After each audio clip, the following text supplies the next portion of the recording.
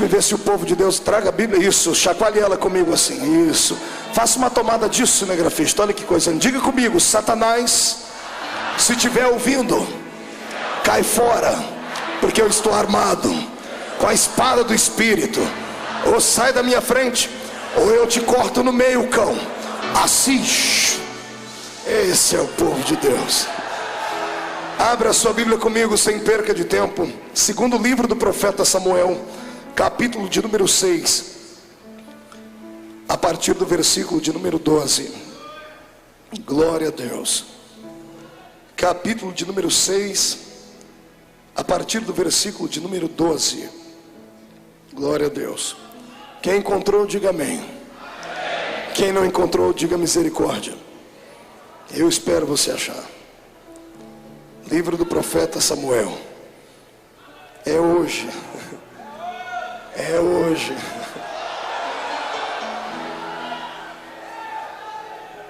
Está escrito assim: então avisaram a Davi dizendo: abençoou o Senhor a casa de Obed-edom e tudo quanto tem por amor da arca de Deus. Foi pois Davi e trouxe a arca de Deus para cima da casa de Obed-edom, à cidade de Davi, com alegria.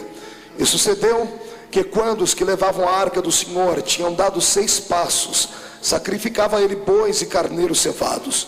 E Davi saltava com todas as suas forças diante do Senhor. E estava Davi cingido de um éfode de linho. Assim subindo, levavam Davi a todo o Israel a arca do Senhor com júbilo e ao som das trombetas.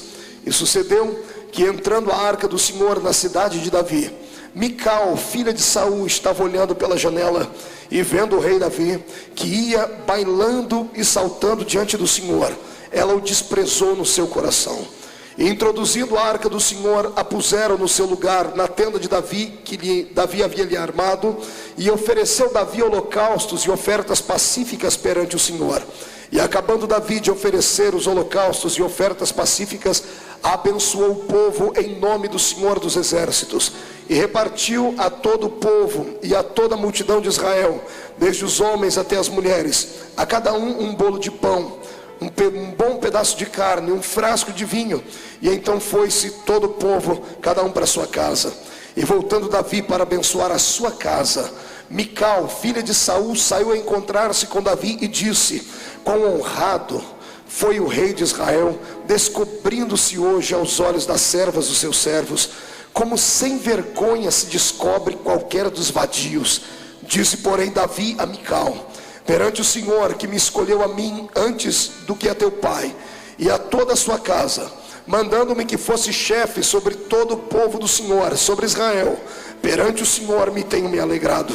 E ainda mais do que isto, me envelhecerei e me humilharei aos meus olhos, e das servas de quem falastes, delas serei honrado. E Mical, filha de Saul, não teve filhos até o dia da sua morte. Feche a Bíblia, coloque no banco, coloque na cadeira. Pegue na mão da pessoa mais perfumada do seu lado. Isso, atravesse a faixa de Gaza. Pegue na mão da pessoa que está do outro lado. E se não tiver ninguém aí tão perfumado assim, vai tendo paciência, né? Vamos orar para que o cheiro de Cristo desça sobre nós aqui hoje. Aperte a mão do seu irmão com carinho até ele falar aleluia. Pentecostal que não faz barulho está com defeito de fabricação, mas veio ao lugar certo, veio à olaria de Deus. O Senhor hoje vai te colocar em ritmo de aventura pentecostal. Feche os olhos e vamos orar. Pai das luzes, nós te glorificamos e te exaltamos. Te glorificamos porque o Senhor é eterno, o Senhor é grande. Não há nada e não há ninguém maior do que a sua presença. Estamos aqui nesta noite para honrar-te, para celebrar ao Senhor, para saltar e bailar perante o Deus que fez os céus e a terra. Eu gostaria que nesta noite, ó Pai, enquanto eu ministro a sua palavra, o seu povo se sinta na liberdade de tocar o seu coração com júbilo, com alegria. E antes que eu comece a ministrar a sua palavra, eu faço aqui os 2 pedidos que costumeiramente faço. O primeiro é esse, que ao redor da Assembleia de Deus do Bom Retiro aqui em São Paulo, num raio de 5 quilômetros quadrados, Onde houver um demônio com espírito de bombeiro, eu dou a estes demônios 5 segundos para se mudarem da capital paulista, porque se não sumirem, serão queimados pelo poder da glória do Senhor, que vai trepidar sobre esta igreja. Eu ainda te faço, ó Deus, um segundo pedido. Se ainda tenho crédito no céu contigo como pregoeiro da sua palavra, abre a porta do seu palácio sobre esta igreja agora, e manda do céu para a terra uma comitiva angelical. Eu quero anjos da categoria dos serafins aqui, meu Pai. A palavra serafim significa aquele que arde em fogo. Portanto, eu quero 8 anjos de fogo aqui neste lugar agora, que eles comecem a esparramar brasas tiradas do seu altar, e onde houver um crente batizado com o Espírito Santo, renova ele agora.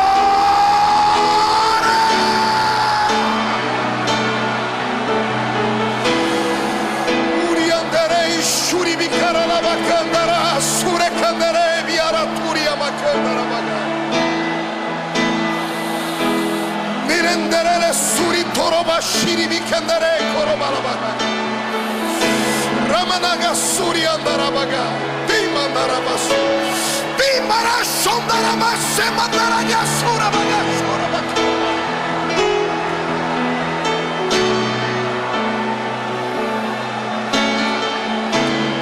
Tu não precisas da minha ajuda para nada, Senhor. Tu és onipotente. Mostra a sua onipotência a esses corações esta noite, no nome de Jesus Cristo, seu Filho amado e eterno. Amém e amém. Os que podem, levante um dedo de profeta para cima comigo. Aponte o dedo no nariz do seu irmão com respeito e diga para ele: escute aqui, cidadão. Este culto é o culto do povo mais louco de São Paulo. Aqui Deus tem liberdade. Então não se escandalize se você perceber que eu entrei no reteté de Jesus. Amém? Quem crê nisso, dê um grito de glória a Deus, aplauda Jesus. Aleluia, tome o seu assento. Glória a Deus.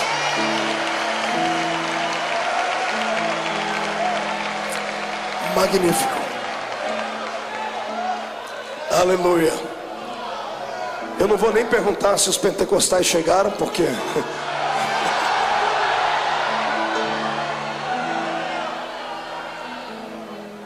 eu acredito que será tanta unção nessa noite, que se o diabo ficar rondando muito perto, ele vai acabar esquecendo que é diabo, e até ele vai dar glória a Deus com a gente aqui. Glória a Deus. Santos, noiva do Cordeiro, amados em Cristo Jesus, simpatizantes da fé pentecostal, amigos do Evangelho, candidatos e eleitos, estamos aqui hoje diante de um texto lindo e maravilhoso, de um texto antigo, mas de um texto muito atualizado. Vamos falar hoje um pouquinho acerca da intimidade que um homem chamado Davi tinha com o seu Deus. Muitas pessoas ficam sempre perguntando e perscrutando a vida das pessoas de sucesso para tentar aprender com elas como ter sucesso. Eu vou lhe apresentar hoje não uma biografia, porque quem sou eu para aqui extinguir tudo acerca de Davi, mas eu quero falar aqui hoje para você aquilo que eu, dentro de uma visão abençoada e carismática, vejo o porquê Deus amava tanto esse rapaz. Davi era um homem que não era comum. O seu espírito era um espírito de adorador. Ele era o menor da sua casa diante dos olhos dos homens, mas diante de Deus ele era um grande guerreiro. Quando o profeta Samuel, imbuído pela missão de levantar um rei em Israel, um rei agora não escolhido por homens, mas escolhido por Deus, o Senhor deu a ele endereço: vá até a casa de Jessé o belemita, porque dentre os filhos dele tenho me provido de um rei. Quando Samuel, que já tinha experiências com Deus, já havia feito milagres, já havia condecorado homens com a unção de rei, ele entra pela casa do grande ou pequeno homem Jessé e observa que os filhos dele eram filhos bonitos, belos, aviltados, com porte atlético, verdadeiros guerreiros e soldados. E quando ele ficou encantado pela aparência física dos filhos de Jessé, quando ele queria verter o óleo da unção sobre a cabeça deles, todos conhecem a história, o Espírito Santo o reprovava e dizia: não é este. E ele salta para o outro e também o Espírito diz: não é este. E ele salta para o outro e o Espírito diz: também não é este. E quando ele fica vendido entre os pensamentos, ele olha e já não há mais filhos dentro da casa. E então ele olha para o pai e diz assim: porventura acabaram os mancebos na sua família? Terminaram seus filhos? O pai teve que se esforçar um pouquinho para se lembrar do pequeno menino que estava cheirando ovelhas no meio do pasto. O pai deve ter se lembrado e por dentro deve ter dado uma bela gargalhada. Eu tenho um filho, sim, é o menor de todos, tem um gentil aspecto. Alguns dizem que ele era ruivo. E ele fica lá no meio das ovelhas, mas ele não é muito certo da cabeça não. Porque depois que ele termina de pastorear as ovelhas, ele fez um instrumento lá, que ele chama de harpa. E ele começa a dedilhar aquilo e começa a cantar sozinho, olhando para o céu, como se fosse um louco, um fanático. Um dia eu espreitei e fui ver ele cantar, e ele cantava assim: o Senhor é o meu pastor, e nada me faltará. Deitar-me faz em verdes pastos e coisas assim. Ele não é muito certinho na cabeça não, é pequeno, não tem idade para reinar, não tem qualificações de soldado. E Samuel deve ter dado uma gargalhada por dentro, dizendo: poxa, eu trabalho para Deus há tanto tempo e acabei me esquecendo que o Deus que eu sirvo é um Deus de surpresas. Ele gosta de surpreender o ser humano, e mais do que isso, além de surpreender, o Deus de Israel é um Deus que gosta de desafios. Ele está disposto a desafiar a lei da naturalidade, a lei da gravidade, a lei da psique. O meu Deus é um Deus que inverte tudo para trazer um bom senso do seu poder à terra. Então, quando Jessé manda vir o seu filho, lá vem o pequeno Davi, cheirando ovelhas. E quando Samuel olha para ele, o Espírito Santo faz acelerar o coração do profeta e diz: eis aí o homem que eu escolhi, eis aí o moço que conseguiu tocar o meu coração. Davi tinha um talento a mais do que os demais homens. Ele conseguia guardar dentro dele 2 talentos que é difícil imaginar um homem com esses 2 talentos. Ele não era apenas um poeta, ele também era um guerreiro. É difícil um guerreiro ser poeta. É aquela frase daquele filme muito antigo, né? Os brutos também amam. É muito difícil acreditar que uma pessoa que é truculenta, sanguinária, destemida, que sabe manusear uma espada, que sabe matar um inimigo e arrancar a cabeça dele, consiga depois lavar as suas mãos do sangue, pegar uma harpa e começar a cantar coisas belas como as que Davi cantava. Eu creio que era nisso que Deus se espelhava, e era isto que Deus queria. Você pode ter um espírito de guerreiro, mas o Senhor quer que a sua alma nesta noite tenha pelo menos um tom poético. Ele quer que hoje você se esqueça das suas qualidades naturais, que você esqueça o seu anel de formatura, que você esqueça até algumas das suas raízes experimentadas na fé cristã, e que você hoje dê um salto não para dentro do desconhecido, mas dê um salto para dentro do movimento do Espírito de Deus. É profundo, é majestoso, é uma viagem só de ida. Eu tenho vaticinado isto aqui durante as segundas-feiras. Se você não gosta deste movimento, se você tem dúvidas acerca dele, é melhor não ficar no nosso meio, porque assim como a frieza pega, o fogo pega mais rápido. É perigoso você sair daqui pior do que a gente.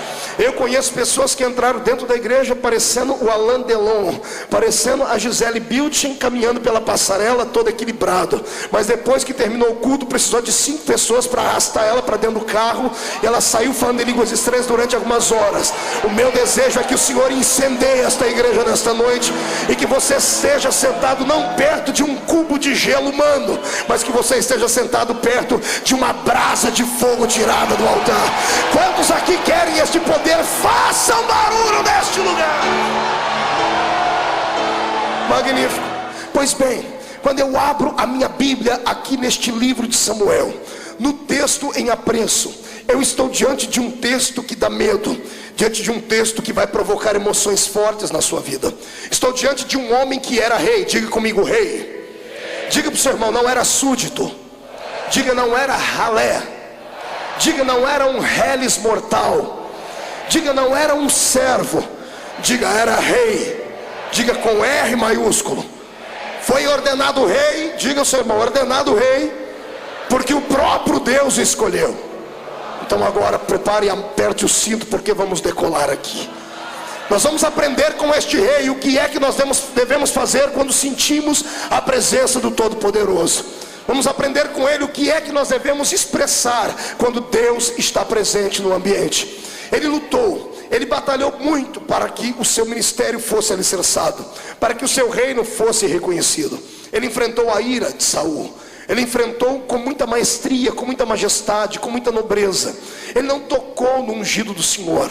Ele teve chance, ele teve oportunidade, mas ele respeitou os princípios bíblicos. Mas agora chegou a época dele reinar, e ele está com a unção de Deus sobre a vida dele. Ele vai em busca de um tesouro que há muito tempo havia sido levado embora de Israel. Ele sai em busca da arca do testemunho, ou da arca do concerto. Apenas a título de lembrança, esta arca era um objeto, era um utensílio sagrado, feito de madeira e revestido com uma pintura de ouro. Em cima dela haviam 2 querubins feitos de madeira também e pintados a ouro. A tampa desta arca chamava-se propiciatório. Isso aqui nos faz lembrar da época em que Deus arranca Israel do Egito e os leva em direção à terra prometida. No meio do caminho, Israel tinha dificuldades em adorar a Deus, porque passaram muito tempo dentro do Egito, centenas de anos, e acabaram com seu espírito acostumados a adorar um Deus que eles podiam ver. Acostumaram a adorar apenas onde tinha um lugar próprio para isso. Eles haviam se esquecido que o seu Deus era muito maior do que templos, era muito maior do que estátuas. Mas Deus entendeu isso, e quando Deus viu que eles tinham dificuldades de adorar o Senhor no meio do deserto, o Senhor chamou Moisés e disse: Moisés, vamos construir então um templo móvel, e colocou o nome nele de tabernáculo. A confecção do tabernáculo foi linda, foi majestosa. O povo participou, o povo contribuiu. É um lugar difícil de nós interpretarmos, porque cada uma das peças constituídas dentro deste tabernáculo tem um significado à luz da Bíblia Sagrada. A minha Bíblia diz que até pele de golfinhos foram usados na confecção deste santuário. Ele estava dividido em 3 partes: no átrio, lugar santo e lugar santo dos santos. No átrio era onde o sacerdote chegava diante de uma pia de bronze, e ele lavava o seu corpo, lavava as suas mãos, lavava os seus pés, e partia para o lugar santo, onde ele deveria imolar um animal, o cordeiro, que significaria o perdão para o pecado de todo o povo. Uma vez que ele imolava este animal, ele atravessava então o véu do templo, trazendo na sua mão a marca do sangue deste cordeiro, e a sua roupa. Isto acontecia só uma vez por ano. Só uma vez por ano ele saía do lugar santo e ia ao lugar santo dos santos. Mas quando ele atravessava vestindo uma roupa de linho, de éfode de linho branco por baixo, e por cima uma túnica colorida, e nos pés da túnica, no rodapés da túnica, haviam romãs e campainhas que chacoalhavam e sibilavam conforme o sacerdote ia andando. Uma vez por ano ele atravessava aquele véu do templo, que pesava 1 tonelada, e precisava de uma junta de bois para arrastá-lo. E quando ele entrava dentro daquele lugar, a nação de Israel toda ficava do lado de fora, observando e prontos para ouvir aquilo que Deus falaria, ou para ver aquilo que Deus faria.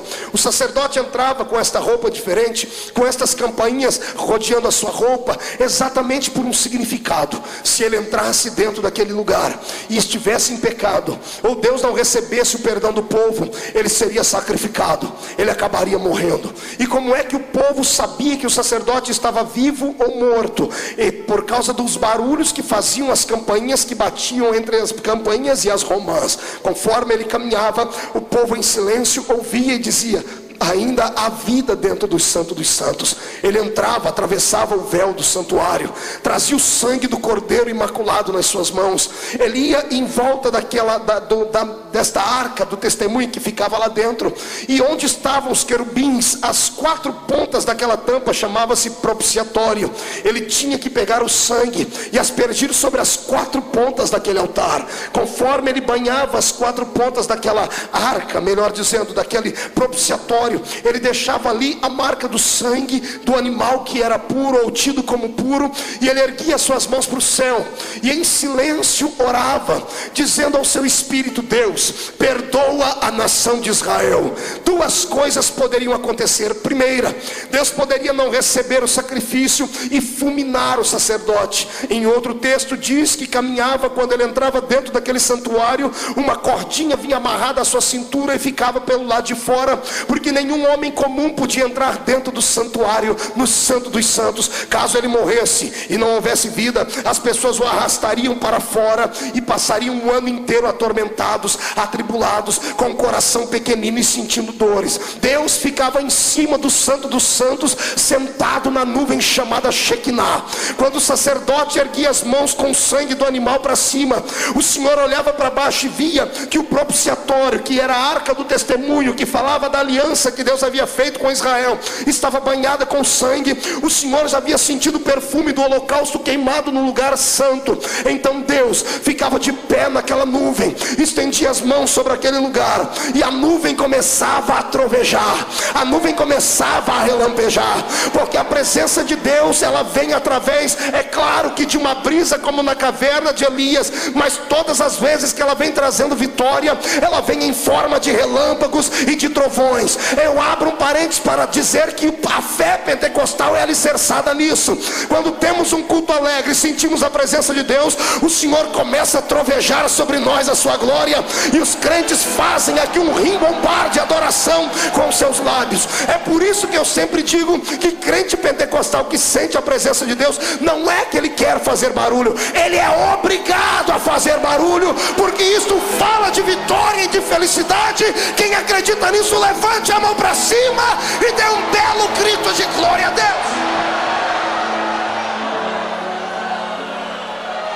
Pois bem, olhe para cá. Quando o sacerdote estava com as duas mãos erguidas, o Senhor estava de pé no trono.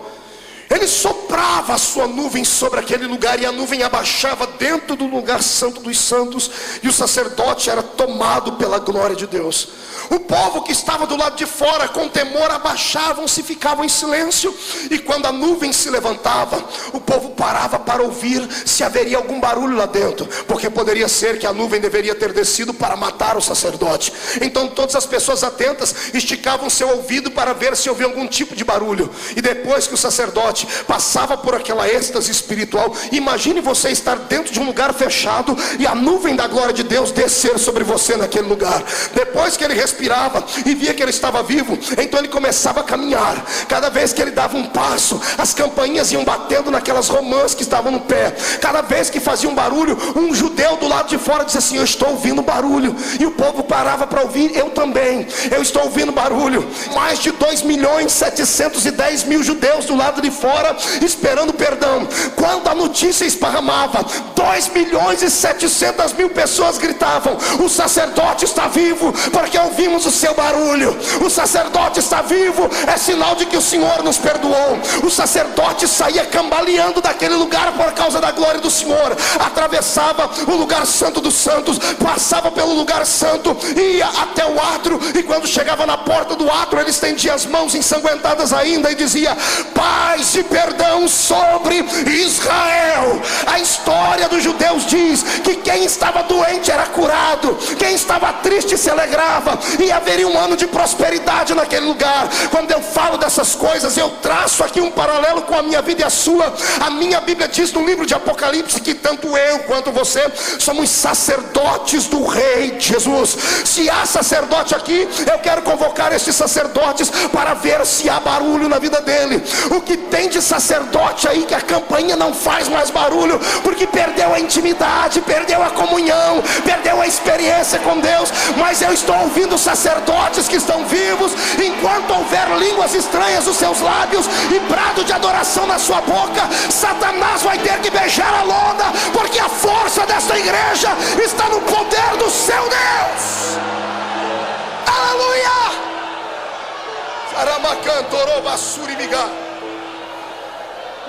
Esta arca era reverenciada, era respeitada, porque dentro dela iam 3 utensílios sagrados reconhecidos, e o quarto eu recebi por revelação. 3 utensílios reconhecidos: as tábuas da lei, a vara de Arão que havia florescido e o maná. Mas o maná era colocado dentro de um pote de ouro.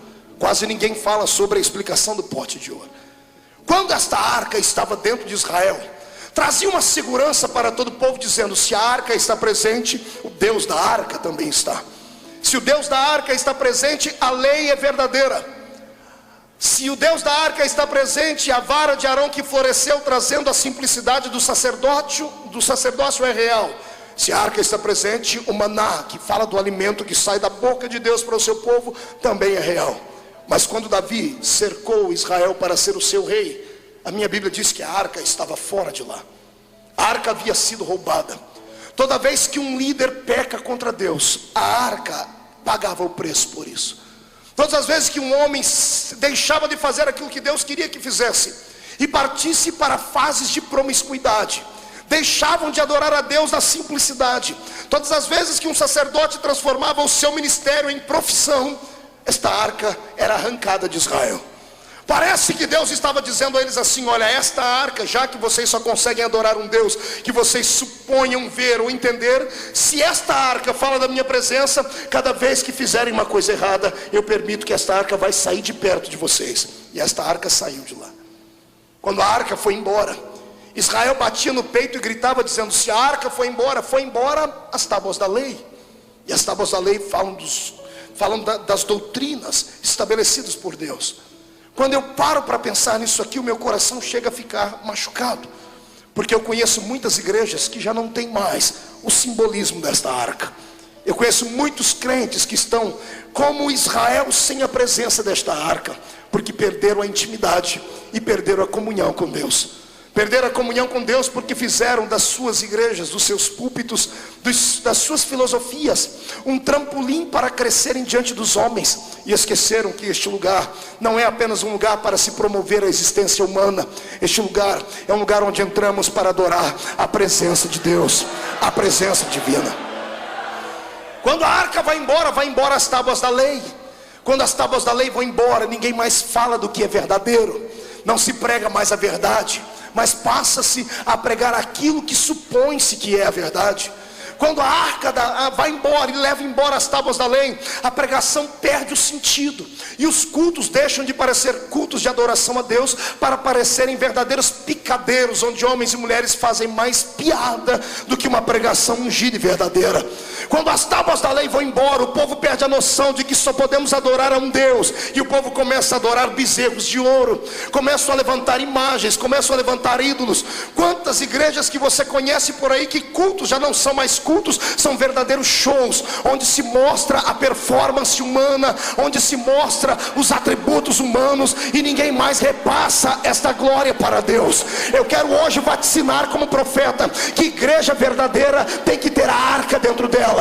Se a arca está lá dentro, a palavra é pregada com veracidade, doa a quem doer, custe a quem custar. Eu sei que falar a verdade às vezes incorre numa palavra em que você vai acabar perdendo pessoas que às vezes têm dinheiro, que às vezes têm influência, mas que não têm compromisso com Deus. E eu quero dizer a você que a igreja não é movida a anel de formatura, não é movida a milhares e milhares de reais. O Senhor prefere meia dúzia de viúvas dando dinheiro de órfão, dando R$1, mas cheias do Espírito Santo, alegres, agraciadas, do que pessoas descompromissadas com a verdade. Quando a arca de Deus vai embora, o povo fica cego, deixam de adorar ao verdadeiro Deus e fazem da igreja muitas coisas que ela não é. Algumas pessoas entram na igreja e pensam que na placa lá fora está escrito assim: banco, onde você pode conseguir todas as possibilidades da sua vida. Pregam um evangelho barateado e prostituído neste planeta. Eu já vi igrejas dentro desta capital que pregam um evangelho que é vertido apenas para dinheiro. O céu deles é um céu nesta terra. Eles não conhecem a Bíblia, porque o apóstolo apóstolo Pedro deixou escrito aqui que o homem que espera em Cristo só nesta vida é o mais miserável de todos os homens. Ou seja, se você serve a Deus apenas por aquilo que Ele pode te dar na terra, você é um miserável. Jesus não quer que você siga Ele por aquilo que Ele pode te dar, Ele quer que você o ama por aquilo que Ele já te deu. Ele te deu um nome escrito no céu, Ele perdoou o seu pecado, Ele trouxe existência dentro da sua vida. Mas quando a arca vai embora, a palavra da verdade é arrancada. E o que eu quero dizer a vocês essa noite é o que o meu coração sente. 3 palavras foram arrancadas do vocabulário dos pregadores do século 21: pecado, justiça e juízo. Ninguém mais tem coragem de pregar essas coisas. Querem um evangelho light, querem um evangelho banalizado, querem um evangelho onde vale tudo, vale até homem dançar com homem, mulher com mulher. Me perdoe, eu não vim aqui massagear o seu ouvido, vim aqui como profeta para te falar que sem a presença de Deus nada funciona. Se você pode acreditar nisso, levante a mão para cima e glorifique ao Rei.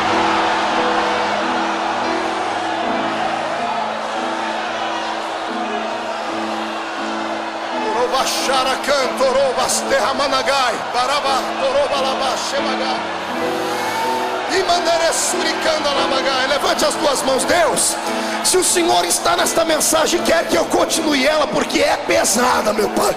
Eu preciso sentir a sua presença aqui.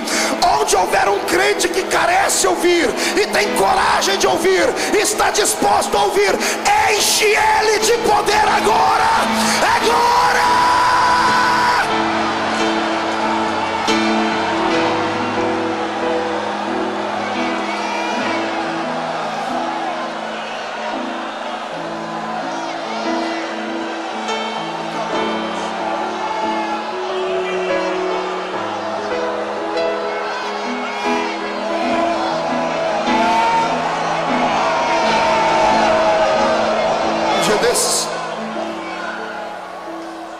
Eu me sentei com algumas pessoas importantes, alguns obreiros que são muito conhecidos nesse país, e eles disseram assim: Marco, você tem 31 anos de idade, o Senhor te colocou num lugar de destaque nessa nação, você tem um mundo aberto para você. Já que você conquistou tudo isso, disseram para mim, muda o seu estilo. Você já ganhou os pentecostais, conquiste as outras igrejas agora. Eu falei, de que jeito? Pregando um evangelho mais light, um evangelho açucarado, pastor Antônio Carlos.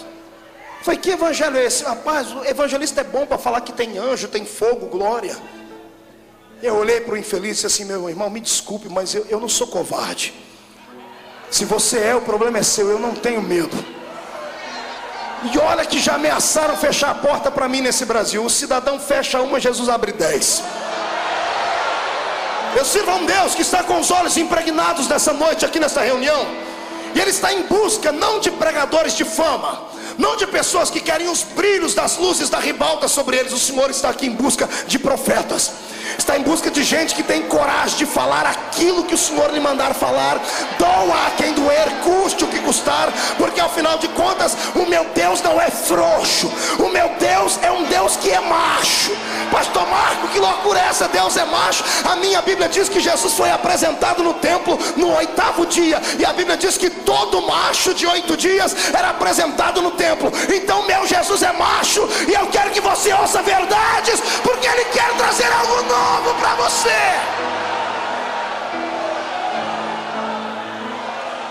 Quando vai embora a arca, vai embora as tábuas da lei. Junto com as tábuas da lei, vai embora a vara de Arão que floresceu, que fala da simplicidade da fé.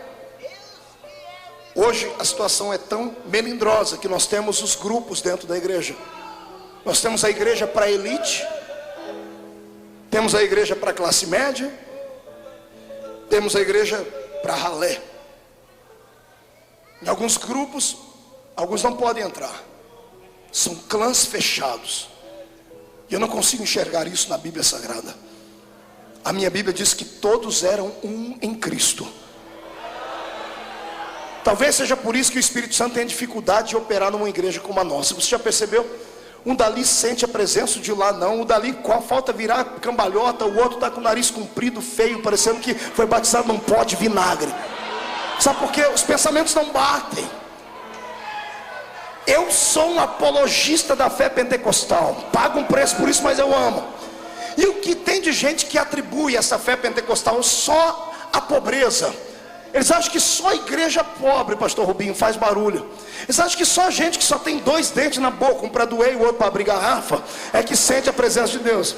Eles acham que é só a gente que usa chinelinha havaiana que pode entrar na presença do Pai. Eu quero dizer a esses infelizes que não conhecem a Bíblia Sagrada, que o Espírito Santo, ele opera onde há um coração aberto.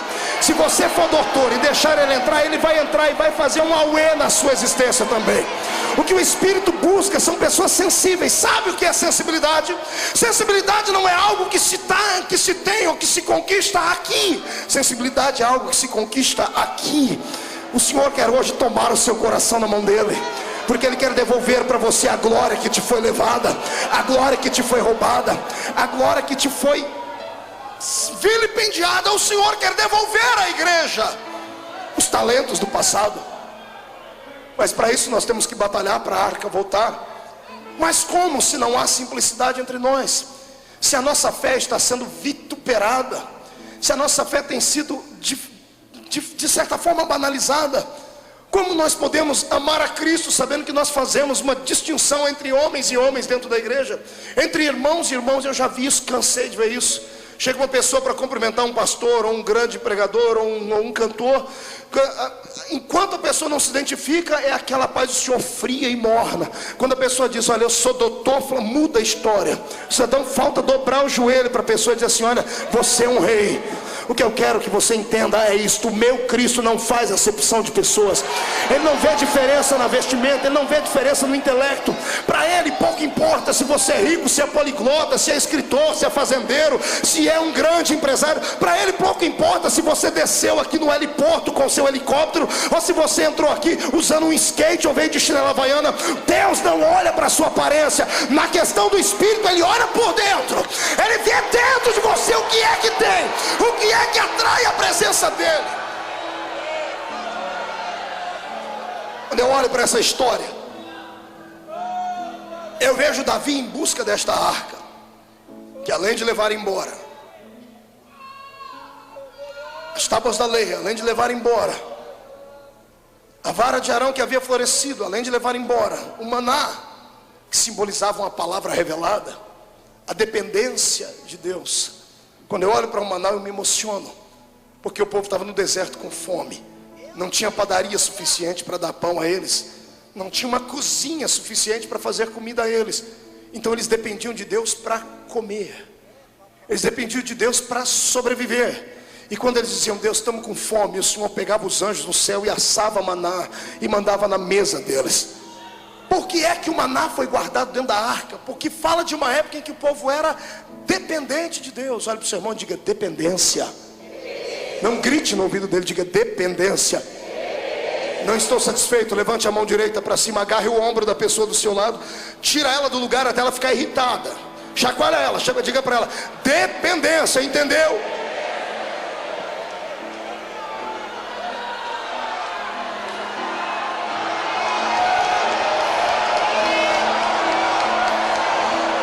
Sai da frente, Satanás, estamos em guerra.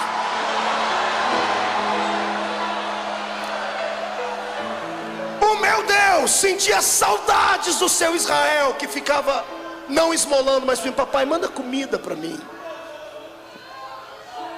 Se tem uma coisa que Deus ama e Ele é apaixonado, é por alguém que depende dEle para alguma coisa, está entendendo?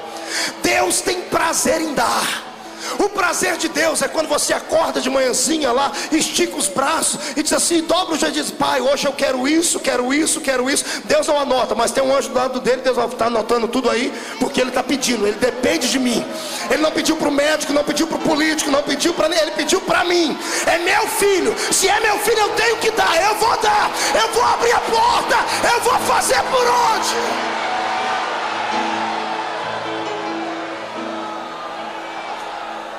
Quando a arca vai embora a dependência. Tiramos a dependência da vertical, colocamos a dependência na horizontal. O que a igreja tem apanhado nesses últimos anos, porque ela colocou na cabeça que precisa de homens, que precisa de ricos, que precisa de influência, que precisa de mídia, que precisa de políticos, que precisa disso, que precisa daquilo. Ei, a dependência da igreja é o Senhor. Se você voltar a depender de Deus como você dependia no começo da sua fé, a sua vida vai dar um giro de 180 graus. Ah, pastor, mas eu prefiro confiar nos guardas. A minha Bíblia diz que em vão vigia o atalaia, se o Senhor não guardar a casa. Eu profetizo que quando você sair daqui hoje, não sairá mais sozinho, nem acreditando na força do seu poder. Não vai confiar mais em carros e em cavalos. Quando sair daqui, vai sair de mãos dadas com Deus. Ele vai ser o seu irmão mais velho, o seu pai. Quero ver qual é o demônio que vai ter coragem de entrar na sua frente e te convidar para uma batalha. Eles já estão derrotados. A partir de hoje o Senhor vai anotar o seu nome, o seu endereço, o número do seu sapato, quantos fios de cabelo você tem na cabeça. Ele vai traçar o plano do seu DNA, e Ele vai dar a você aquilo que você carece e necessita, desde que você dê a Ele aquilo que Ele também carece e necessita. Pastor Marco, Deus tem carência de alguma coisa? Tem. Qual é a carência de Deus? Deus é um ser que precisa ser adorado. Deus é um ser que precisa ser reverenciado. Quer tocar Deus? Não precisa jejuar 30, 40, 50 dias. Quer tocar Deus? O meu Deus não é igual a sua apodrecida, ou desculpe, a sua parecida, meu amigo, que para você agradar ela tem que colocar uma cruz nos ombros e caminhar 1 milhão de quilômetros. Não, para agradar a Deus você não precisa de sangue de galinha preta, de urucubaca, de trevo de 4 folhas, de milho debaixo do joelho. Para adorar a Deus você precisa apenas ter coragem de ficar de pé num culto como esse e dar um grito de glória para adorá-lo.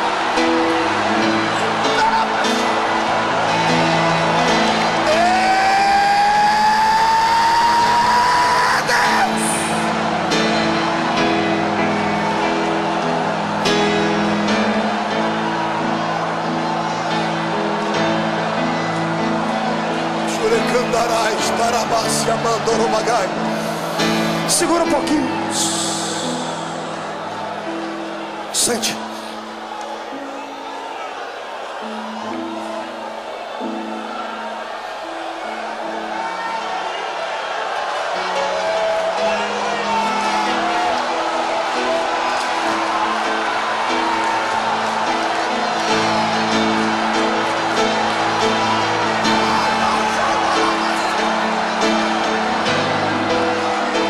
Não se assuste não, é a unção que estava em Davi, está descendo aqui. Sai da frente, Satanás, queremos adorar.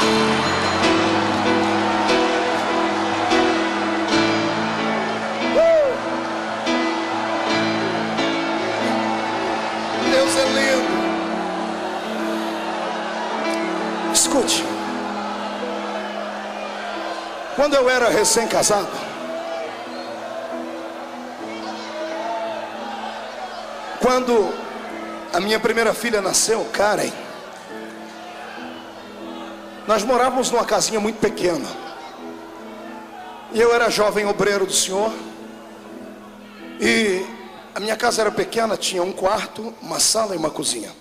Eu era jovem obreiro, dedicado, então eu sentava lá na minha sala e passava o dia estudando a Bíblia, procurando recursos e subsídios para poder pregar. Minha esposa ficava na área de serviço, que era a cozinha e a varanda, lá onde ela lavava roupa e fazia as coisas.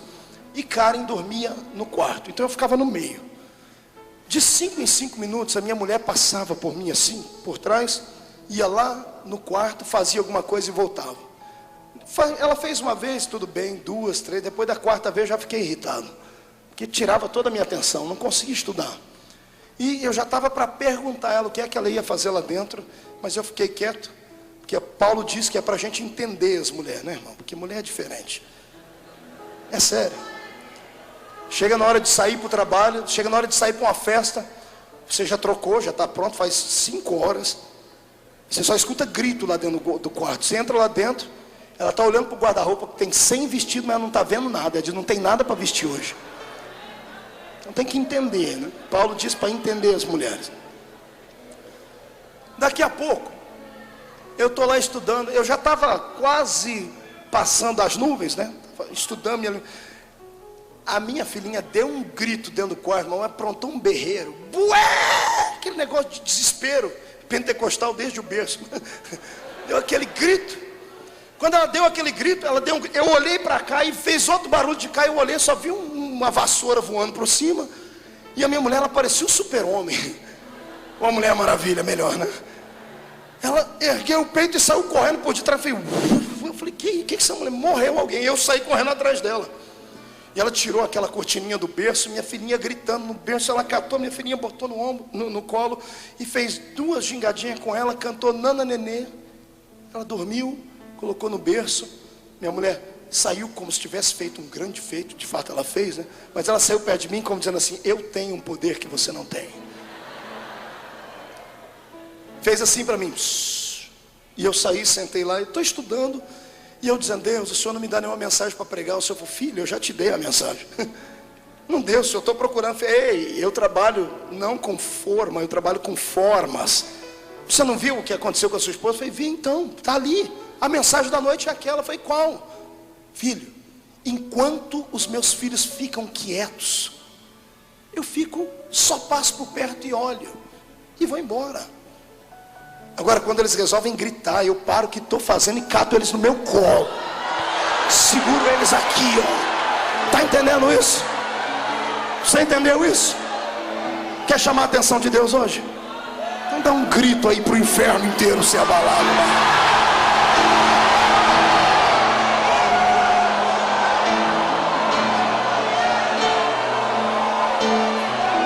Bem, vamos para o texto.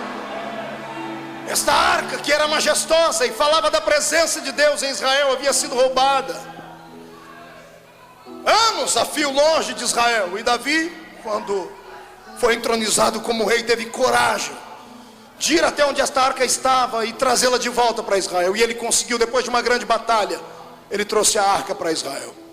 Só que no meio do caminho, lá não devia ter telefone celular, né? Mas tinha outra coisa que chamava molecular, né?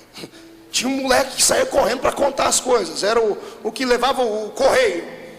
Davi chegou: avisa Mical que eu consegui a arca, eu estou voltando para casa. O moleque vai correndo. Daqui a pouco ele recebe outra notícia de Mical e ele volta. Davi, a rainha mandou dizer que ela vai preparar uma festa de pompa, uma festa de gala, uma festa digna de um grande rei.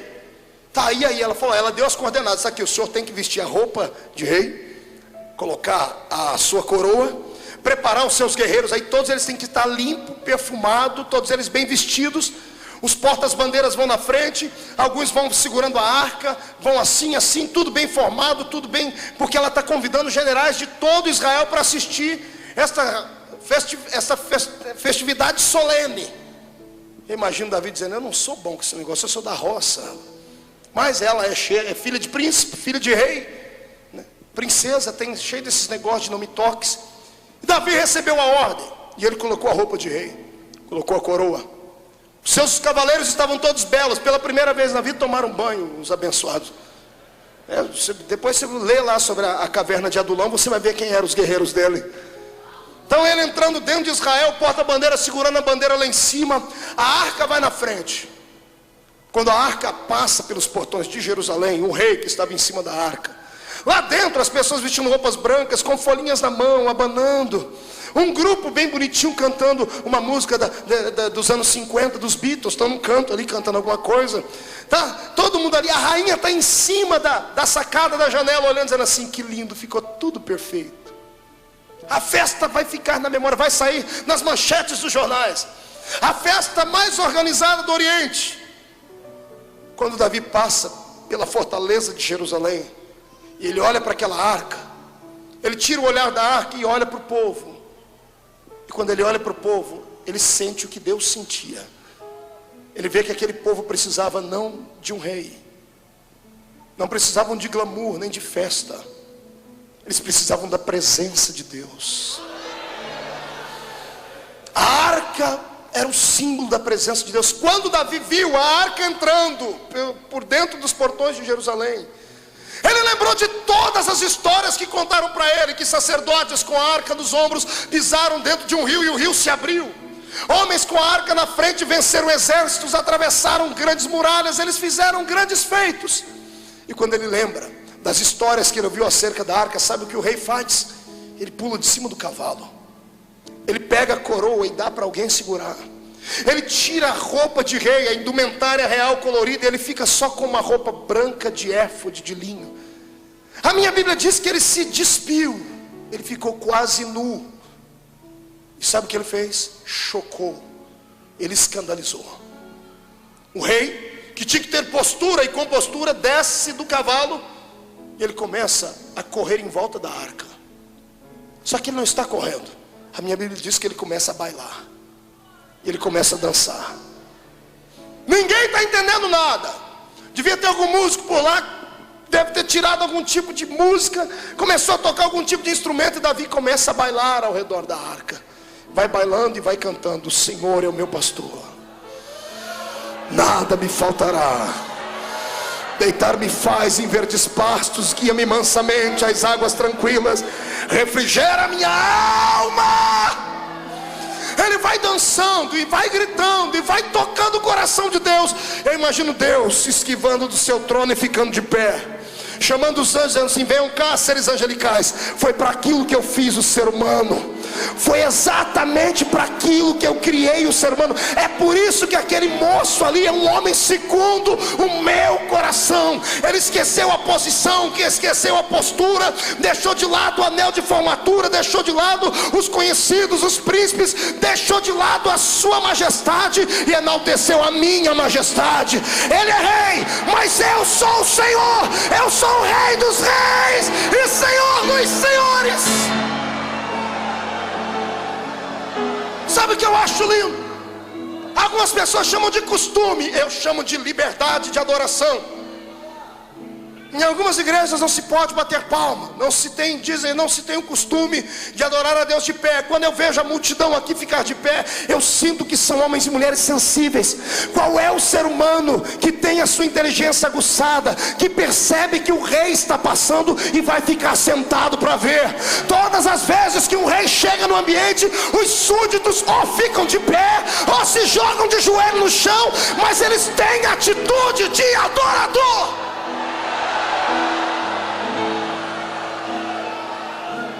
Brasileiro precisa aprender a adorar. Eu vou mais longe, o assembleiano precisa aprender a adorar. Precisamos aprender a dar a Deus aquilo que pertence a Ele. Não tem nada a ver com costume, tem a ver com necessidade da alma. Eu não salto e não grito porque quero. Você não acha que quando eu vejo as minhas fitas, raras vezes que vejo, eu não fico morrendo de vergonha dos golpes de Kung Fu que eu dou quando eu estou pregando? Você não acha? Ei, eu tenho brilho no rosto. Quando eu vejo esses gritos que a minha goela chega até a balançar assim, você acha que eu não sinto vergonha? Mas aqui no momento, neste momento eu estou tendo uma experiência transcendental. Eu tenho alguém do meu lado que é maestro de coral desde que a eternidade foi criada. Eu tenho alguém dentro de mim que sabe o que toca o coração de Deus. E se Deus quer que você o adore, por gentileza, não leve para casa a adoração. Eu te convido a fazer um teste. Isso, eu sei que você tem vergonha, você não tem coragem. Eu te convido hoje a soltar o esqueleto na presença de Deus. Eu te convido, faz um teste. Joga o paletó de lado, esquece a gravata só por um momento e deixa o Espírito pegar na sua mão e vamos dançar para Deus. Vamos celebrar, vamos adorar.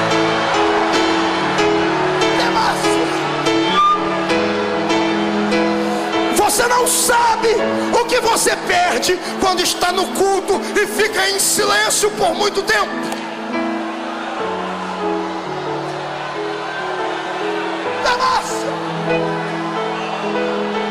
Ei, olhe para cá. Não estou dizendo que o culto não tem que ser racional. Sim, tem que ser racional. Tem que ter equilíbrio, tem que ter ética. Mas o equilíbrio e a ética do Espírito são diferentes da nossa. Está entendendo? É uma questão de sobrevivência. A própria ciência diz que a pessoa que é mais alegre, que é extrovertida e expansiva, ela vive melhor.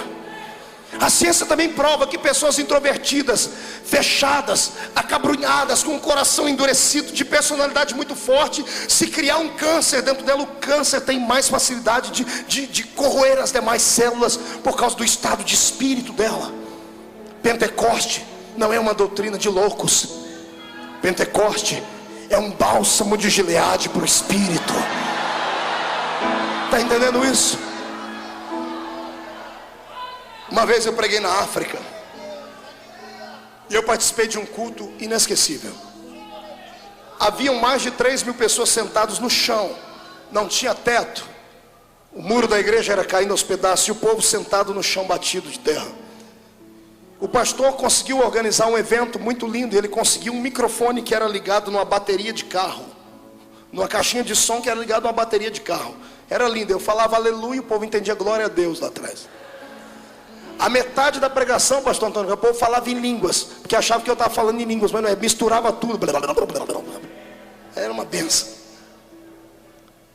Só que eu me recordo muito bem que ele pediu para que se levantasse um coral de mulheres para cantar. Isso foi em Viana, em Angola. Levantou um grupo de 500 mulheres. Não tinham um instrumento como esses. Veio a irmãzinha na frente, ela era maestrina, né? Chamou todo mundo e disse assim, separou as vozes. E ela pegou um ritmo na palma da mão. E os 2 primeiros bancos acompanhavam com as palmas. Os 2 bancos para trás, as 2 outras fileiras, acompanhavam no mesmo ritmo, mas com os pés.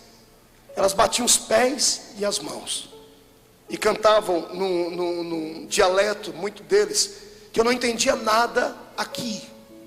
Mas eu entendia tudo aqui. Era lindo. Nenhuma palavra era inteligível para mim, mas o meu espírito testificava com o espírito delas aquela adoração. Naquele dia, sabe o que eu fiz? Eu queria me esconder debaixo do banco, porque como bom assembleiano, quantas vezes não preguei que a gente não pode bater palma e nem pular, porque isso não tem ética, porque isso ofende, porque Deus não é surdo. Nós não precisamos fazer auê, a reunião tem que ser sacra. Naquele dia eu vi pessoas que estavam dando para Deus tudo que tinham. E no louvor delas era tão forte, tão poderoso, que a poeira subia da terra, porque elas batiam os pés no chão e a glória de Deus descia do céu. Eu me lembro de um homem sentado num canto com a perna toda enrolada e torta. Foi a primeira vez que eu vi um milagre extraordinário. Ele sentado próximo ao púlpito, ele via as irmãs baterem os pés, e ele com a perna enrolada para trás, ele chorava e gritava: Deus, eu queria ter pés para poder te adorar. Aquilo me chocou. Eu chorei, eu disse: Deus, eu tenho pés, eu tenho mãos. E às vezes vou para um culto e pareço um manequim de vitrine de terno. Às vezes pareço mais um apresentador do que um adorador.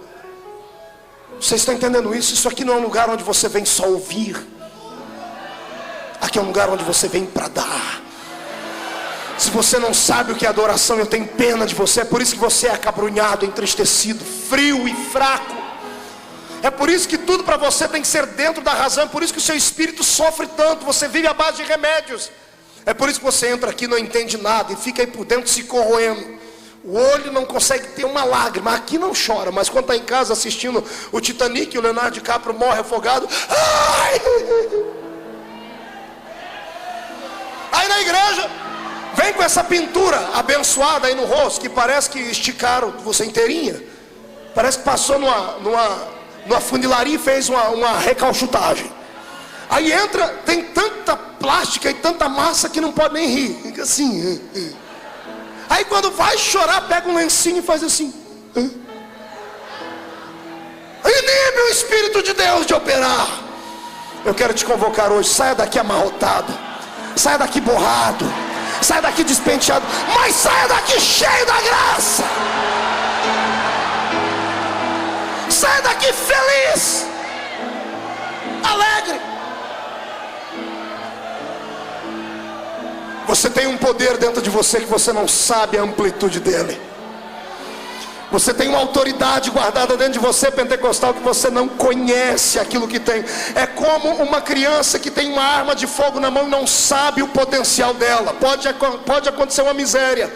Se você começar hoje a pedir a Deus para treinar o seu espírito e te ensinar o que é o poder pentecostal, você vai continuar caminhando com os pés na terra, mas a sua mente vai estar estacionada do lado do trono de Deus.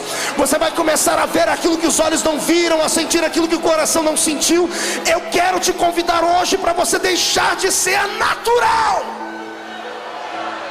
Satanás vai ter que beijar a lona, porque isso não é mérito da terra, é um dom que veio do céu e você tem ele. Então libera.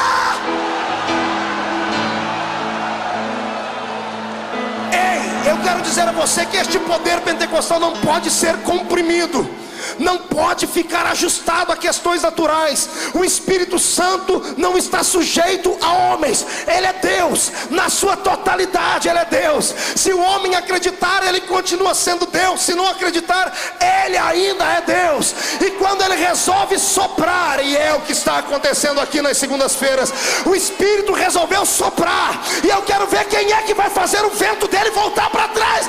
Quem é que vai fazer?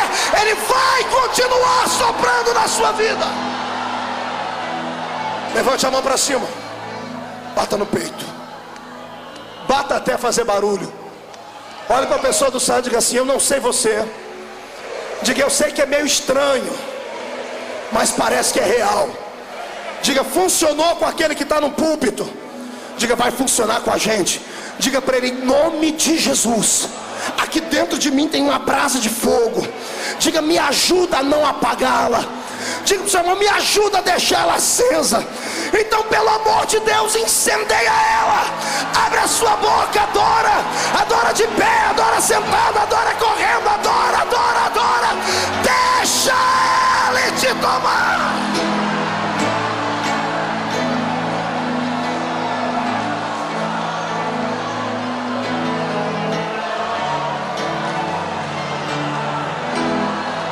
Imashiam tereis turico maragai. Trumandereles turi karabashe begesimahai. Ibnendoro vasuri tramanarala da tergi marashuri bicaragai. Deus de Israel, enche esse lugar agora, meu Pai. Enche cada centímetro deste ambiente com a sua presença. Senhor, traz a sua Shekinah aqui. Comece a trovejar a sua unção. Onde houver alguém que não fale em línguas, que seja batizado agora. Que fale em línguas agora. Agora, agora, agora.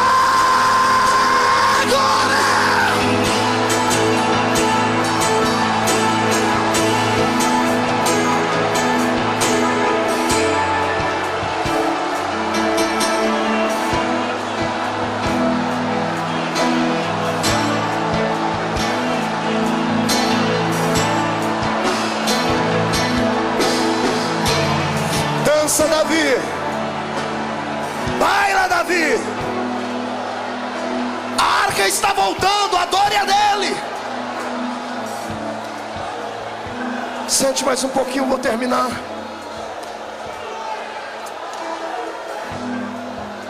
Maragashi Antorobagai.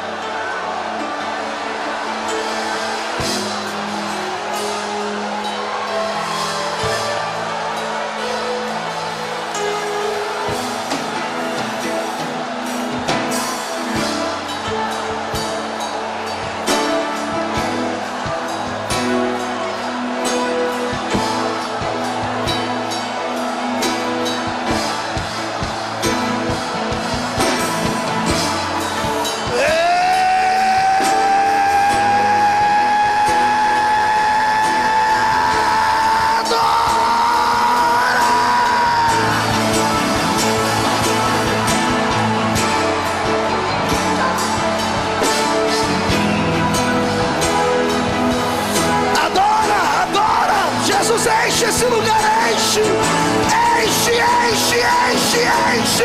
Queima com o seu poder, queima, queima, queima.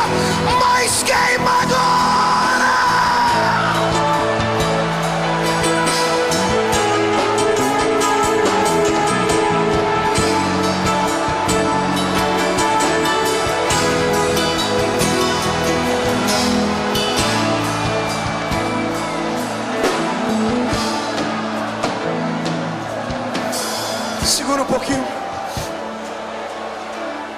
E olhe para cá. E quando alguém te acusar de emocionalismo barato,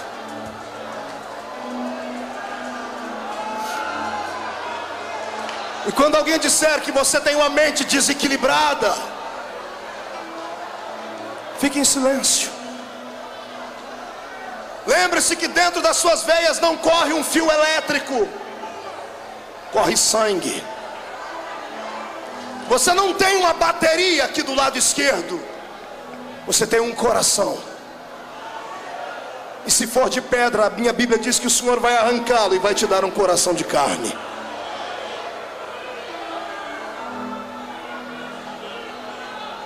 Davi dançou, Davi bailou, Davi escandalizou.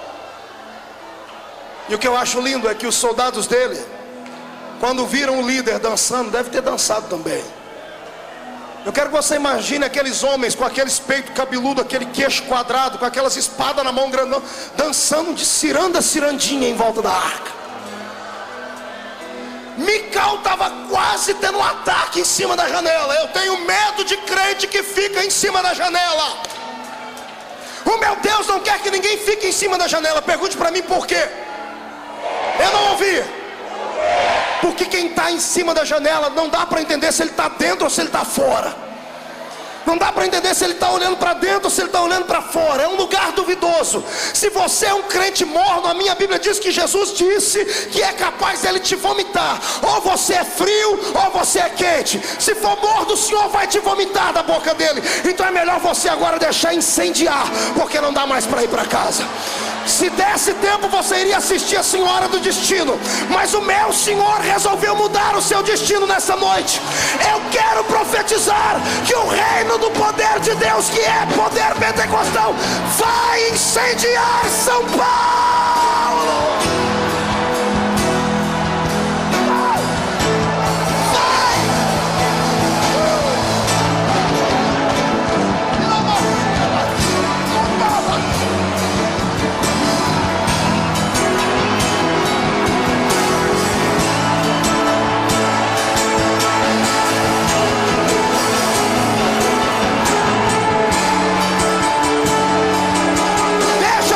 De louco, deixa de chamar quadrado. Eu quero é que você adore a Deus.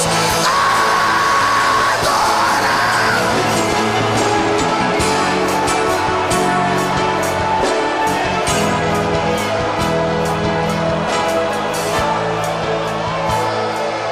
Fique de pé. Agarre a mão do seu irmão.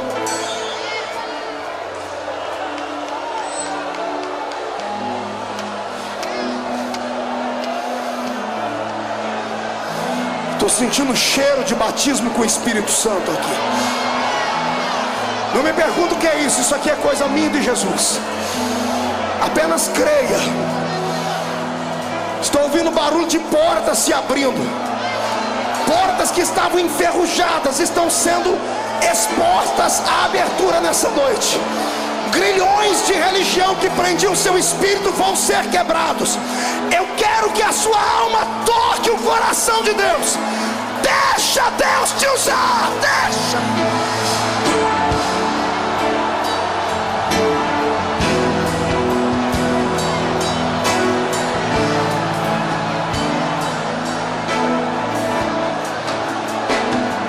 Pegue na mão do seu irmão e olhe para mim.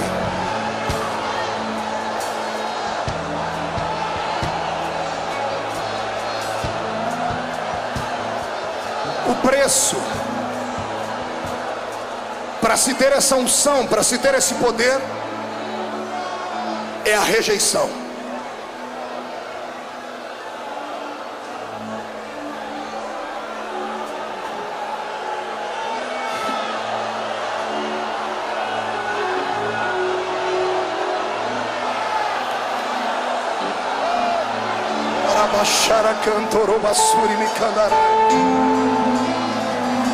Olhe para cá. Aperte a mão do irmão e segure. Olhe para mim. O preço desta comunhão, o preço deste louvor, é exatamente a rejeição. Por que é que os homens rejeitam este movimento? Não rejeitam porque querem, rejeitam porque estão sem saber, sem tomar conhecimento, a serviço do próprio diabo. O único que não suporta este tipo de louvor é Satanás. O diabo sabe que nas danças, que no louvor, que nas músicas há poder. Quem já foi em terreiro de macumba sabe o que eu estou falando. Lá não tem silêncio, não tem trégua. No terreiro de macumba não tem bandeira branca para Deus. Eles dançam, eles bailam, fazem barulho, urram. E por que aqui na igreja nós temos que esfriar? Volto a dizer, eu não quero que você seja louco, nem que as pessoas venham, não importa que as pessoas, mas eu não quero que você seja desequilibrado, não é isso. Eu quero que você tenha mais liberdade para adorar a Deus. E fazer igual o irmãozinho da roça, que o irmão Eliseu Gomes, que é meu amigo, mora nos Estados Unidos, cantou um dia numa das suas modas de viola. Conhece a história do Bento? Bento morava na roça, ia na igreja. E ele chegava na igreja, fazia muito barulho, era muito alegre. Andava de sapato furado. Mas quando chegava no culto, a alegria do Senhor invadia ele e era tremendo. E o pastor na cidade ia receber uma pessoa importante na igreja, que era um médico, um advogado, sei lá. E o pastor lembrou do Bento, disse: o Bento vai escandalizar o médico, o doutor. Foi na casa do Bento antes, sentou com ele e disse: Bento, ô pastor, o senhor aqui, que alegria. E já começou a dar aqueles pipocos de glória. E o pastor disse: Bento, eu vim conversar com você. O que foi, pastor? Eu queria que você não gritasse no culto de domingo. Pastor, mas é a única coisa boa que eu faço. Bento, não faz. Mas por quê? Vai ter um médico lá, um advogado. É uma pessoa muito culta, ele pode se assustar e nunca mais voltar, e nós precisamos ganhar a alma dele. Mas pastor, Bento, a gente faz um negócio. O pastor olhou para o pé dele, um sapato furado, e disse assim: olha, eu te dou uma botina, te dou um par de botina sola de pneu novinha. Se você ficar até o fim do culto em silêncio, sem dar os seus gritos, eu te dou a botina. Combinado, pastor? Eu quero uma botina. Então, combinado? Combinado. Foi para o culto. O doutor chegou, e chegou também os crentes alegres. E o pastor pregou uma mensagem até light, mas o espírito do Bento era alegre demais. Quando o pastor dava aquelas mensagens, aqueles jargões de fé, o Bento ia gritar, ele lembrava da botina, ele segurava no banco. Outra pessoa ia cantar, o pastor olhava para o Bento. Quando o Bento ia gritar, o pastor apontava para o pé e dizia: botina. Quando faltou 10 minutos para acabar o culto, as favas com botina. Bento deu um pulo para cima, deu um grito assim: glória a Deus, com botina ou sem botina? Glória a Deus!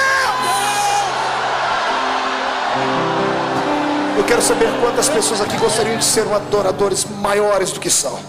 Gostariam de saber tocar e cantar as melodias das notas musicais que os anjos cantam. Gente que gostaria de poder tocar a Deus com danças, com saltos, com alaridos, com gritos. Gente que nessa noite está disposto a tudo, até a ser chamado de louco, de desequilibrado, de fanático. Gente que quer adorar o seu Deus porque acredita que a arca está voltando para sua casa, para sua família, está voltando para sua igreja. Eu profetizo que algumas labaredas vão sair daqui hoje e vão incendiar a igreja deles. A partir desta noite haverá uma remoção de todo o entulho que há lá, e o Senhor vai derramar uma unção de projetos de glória naquele lugar.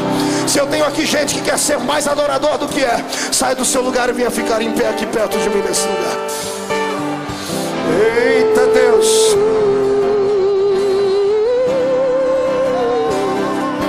Vem, adorador!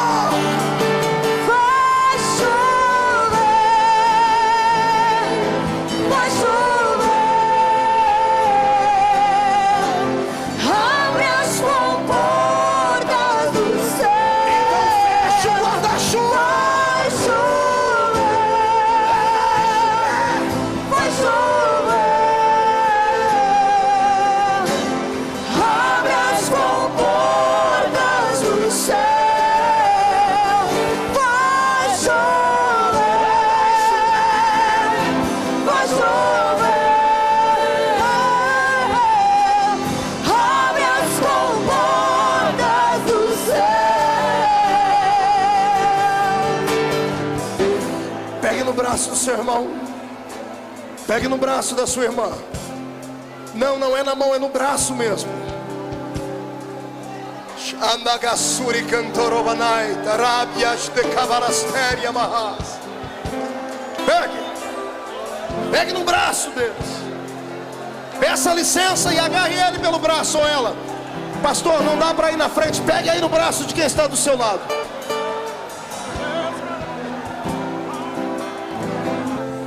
Eu disse a Jesus que eu gostaria que nessa noite acontecesse aqui nessa igreja, na mesma intensidade do que aconteceu lá no cenáculo no dia de Pentecoste. Eu pedi a Deus que Ele derramasse sobre esta igreja hoje uma unção de fogo e glória, mas uma unção que será inquestionável. Eu pedi a Deus que pessoas sentissem tanto a presença dEle aqui hoje, que elas tivessem dificuldades de sair daqui para ir para dentro do carro delas. Para você saber que esse poder é real, ele não é natural, ele é real, ele é verdadeiro. Eu já vou avisar para ninguém se assustar. Aqueles que já falam em línguas, se preparem, porque serão impactados. Vão receber dom de orar em outros idiomas. Aqueles que não são batizados com o Espírito Santo serão batizados. Aqueles que têm mais sensibilidade serão arrebatados. Deus, ore comigo e diga assim: Deus, eu preciso descobrir os segredos e os mistérios da adoração. Eu já sei que eu nasci para isso. E eu sei que existem algumas pessoas que são mais sensíveis, que conseguem te tocar de uma maneira diferente, como Davi. E eu quero hoje que o Espírito que operava em Davi não encontre barreiras para operar em mim. Espírito Santo, eu quero hoje sentir uma unção concreta, pesada. Eu quero que o meu corpo reaja. Eu quero sentir a sua presença como eu nunca antes senti. O quanto for possível, um ser humano sentir a presença de Deus. Eu me candidato agora. Eu te desafio a soprar sobre mim o vento do Pentecoste. Mas não sopre uma brisa, sopre um furacão. E não importa se eu vou pular, se eu vou gritar, se eu vou ser arrebatado, se eu vou profetizar, não importa. Eu só vou ficar satisfeito se eu sentir a sua presença aqui. Como profeta de Deus desta noite, eu profetizo agora que as comportas do céu estão escancaradas sobre a Assembleia de Deus do Bom Retiro. E onde houver um crente que deseja que ele receba poder até ficar embriagado, agora,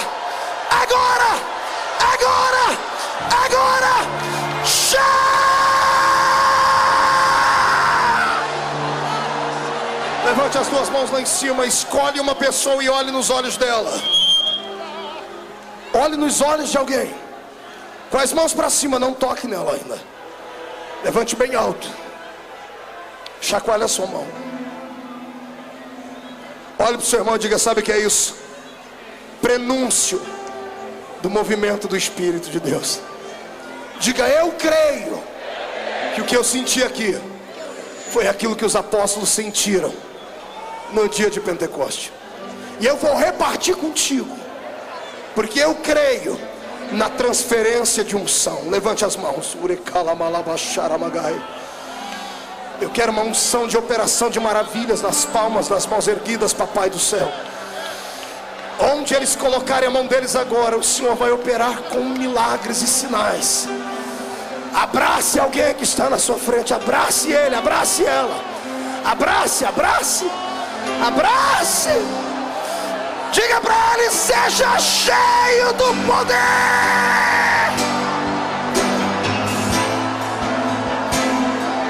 Vai chover, abre as comportas dos céus. Vai chover, vai chover. Jesus vai te batizar com o Espírito Santo antes de chegar em casa. 1,5. A arca está voltando para dentro da sua família. 2. A sua igreja será renovada como nunca antes. 2,5. São Paulo vai fumegar. 3. Joga no chão, pisa em cima. Vai chover, abre as comportas do céu. Vai chover, vai chover, abre as comportas do céu.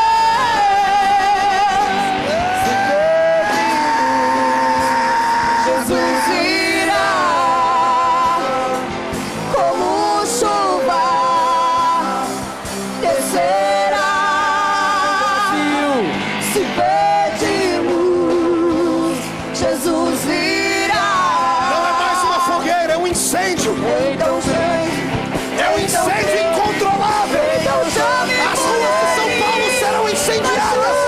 Os bairros de São Paulo estão sendo incendiados.